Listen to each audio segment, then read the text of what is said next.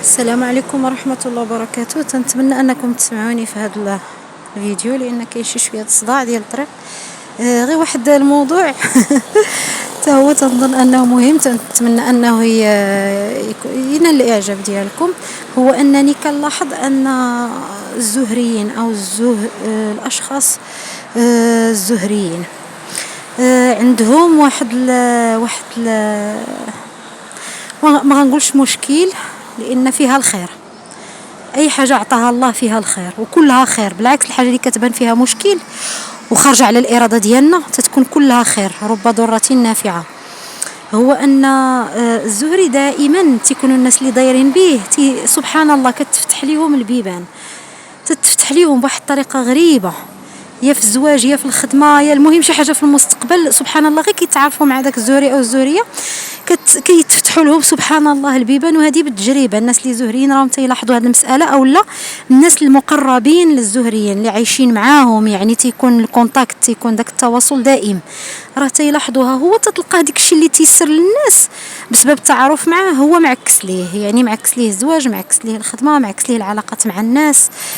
يعني اي حاجه كنهدفوا ليها في هذه الحياه كتلقاها معكسه ليه.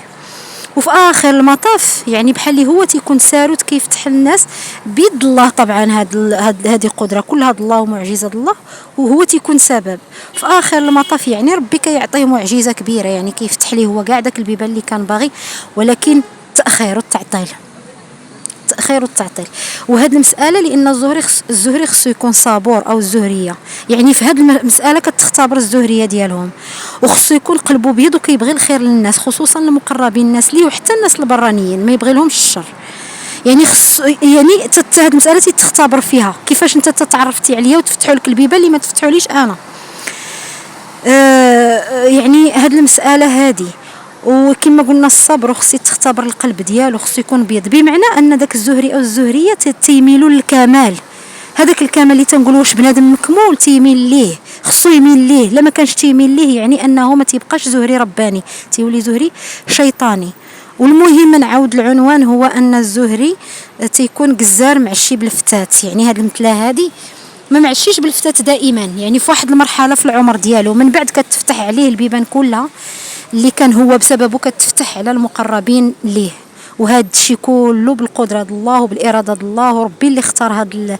يعني بحال اللي الزهري لان تنقولوا حنايا مشاو الانبياء، يعني هذاك الزهري او الزهريه تيكونوا واخدين واحد الحاجه بسيطه من الانبياء، ما تنشبهمش بالانبياء حاشا معاذ الله، ولكن واحد داك الساروت، هذاك الساروت اللي تنقولوا دعي معايا مثلا كي تنقولوا. والزهري بلفظ اخر هو داك الانسان المبارك الشريف، يعني تقولي له دعي معايا قلبك تيفرح، تعرفي ان داك الدعوه غالبا مستجابه. يعني هذا الشيء علاش ربي خلقه باش كيعاون غيره على ما تيسالي واحد المهمه تعطات له، وديك الساعات عاد تتفتح ليه البيبان. يعني قزار معشي بالفتات في واحد المرحله فقط، ماشي دائما. واللي دار شيء تيكون في سبيل الله، كل شيء في سبيل الله، والله يجعل كل شيء في ميزان الحسنات. يلا السلام عليكم.